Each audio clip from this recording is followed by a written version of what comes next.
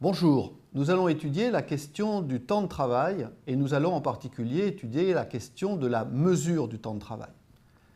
Il va donc nous falloir examiner quelle est la définition du temps de travail. Le droit européen, le droit de l'Union européenne, dans la directive de 2003, nous donne une définition du temps de travail.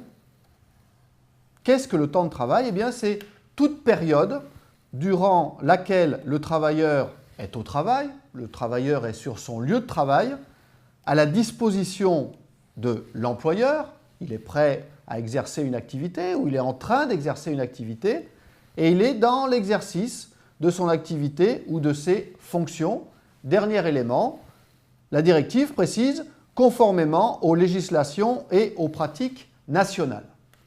Alors, comment cette définition de la directive a été interprétée par le juge européen? Le juge européen nous dit tout d'abord que cette définition du temps de travail est une norme autonome du droit social européen. Qu'est-ce que ça veut dire? Eh bien, cela signifie que nous devons tendre vers une définition unique du temps de travail, quels que soient les États. Mais pourtant, vous avez vu qu'à la fin de la définition, on nous dit que la définition peut être interprétée conformément aux législations et aux pratiques nationales. Et là, la Cour de justice nous apporte une précision extrêmement importante.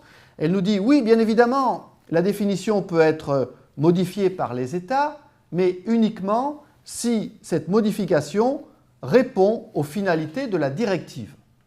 Qu'est-ce que ça signifie? Eh bien, cela veut dire qu'un État peut modifier la définition du temps de travail à condition de mieux poursuivre la finalité de la directive, c'est-à-dire de mieux assurer la santé et la sécurité au travail. Un État peut donc ajouter des critères dans la définition du temps de travail si cela est favorable à la préservation de la santé au travail.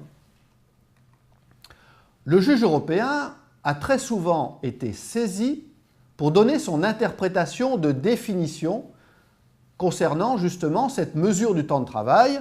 Nous avons eu des affaires qui provenaient d'Espagne, qui provenaient d'Allemagne, qui provenaient de France, qui provenaient d'autres pays, notamment de Tchéquie ou bien de Roumanie. La jurisprudence européenne est donc importante.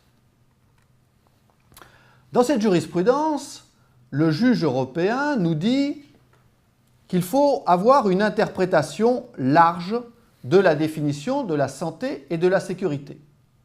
C'est-à-dire que le critère déterminant du temps de travail, eh bien, c'est la présence et la disponibilité sur le lieu de travail. Autrement dit, pour le juge européen, à partir du moment où le salarié est sur le lieu de travail, eh bien, il est en temps de travail. 1 heure de présence égale 1 heure de temps de travail. Vous voyez que le juge européen nous parle de temps de travail. Vous connaissez peut-être la définition française dans le Code du travail de temps de travail effectif. Le juge européen, lui, ne parle pas de temps de travail effectif, il parle de temps de travail. Mais attention, le juge européen donne cette définition large du temps de travail au regard des règles en matière de santé et de sécurité. Le juge européen nous dit que sa définition du temps de travail n'a pas d'incidence sur la rémunération. La question de la rémunération du temps de travail doit être réglée à l'intérieur de chacun des États. Cette définition du temps de travail au niveau européen vient heurter la définition française du temps de travail effectif. Nous avons eu une affaire, l'affaire d'Hélas de 2005, où justement il y a eu une confrontation. On a interrogé le juge européen sur la validité de la définition française du temps de travail et en particulier sur la validité des équivalences. Que sont ces équivalences? Eh bien, dans un certain nombre de professions, on considère qu'un temps de présence est équivalent à un temps de travail. Et le temps de présence est évidemment plus élevé. Exemple, 39 heures de présence est équivalent à 35 heures de temps de travail effectif. Ou bien 9 heures de présence est équivalent à 3 heures de temps de travail effectif. Le juge européen est venu nous dire que cette manière de procéder n'était pas correcte au regard du droit européen. La France a essayé de se défendre en disant « Oui, mais nous tenons compte de l'intensité du travail ». C'est-à-dire que, par exemple, si nous sommes dans un restaurant, quand un serveur ou une serveuse est présente sur le lieu de travail, peut-être que pendant ce temps, cette personne n'est pas en train de travailler, elle est peut-être en train d'attendre le client.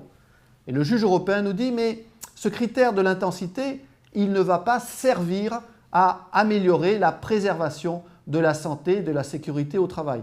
Par conséquent, votre système des équivalences en France est contraire au droit de l'Union européenne.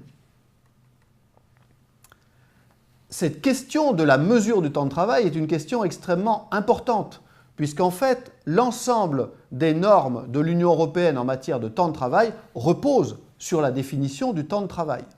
Et cette question de la mesure du temps de travail est au cœur des difficultés pour réviser la directive européenne. Le débat porte en particulier sur ce temps non travaillé sur le lieu de travail. Est-ce que le temps non travaillé sur le lieu de travail peut être considéré comme étant du temps de repos? Ce n'est pas ce que dit le juge européen aujourd'hui, mais certains États voudraient donc modifier la définition européenne du temps de travail. Nous avons un arrêt intéressant concernant une affaire espagnole, c'est l'arrêt Tico de 2015 qui concernait le temps de transport.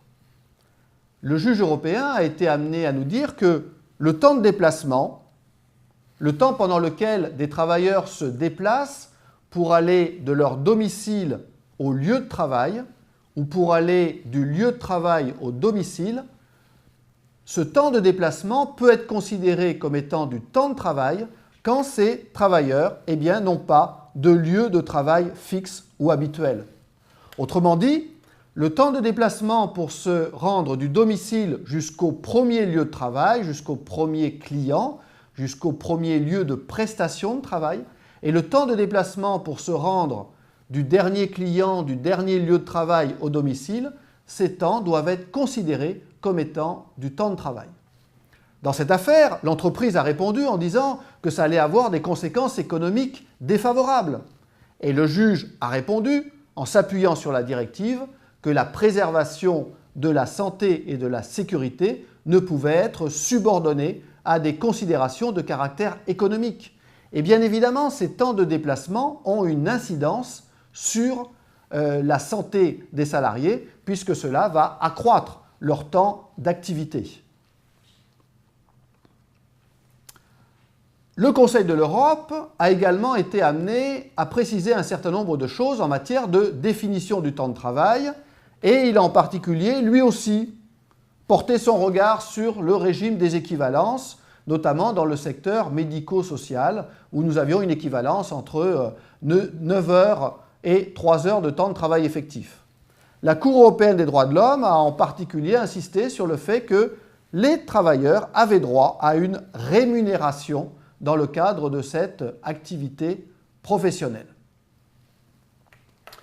Vous voyez donc que le droit européen joue ici un rôle extrêmement important en matière de mesure du temps de travail et le droit français devrait se mettre en conformité avec la définition européenne du temps de travail pour mieux assurer la santé et la sécurité des travailleurs.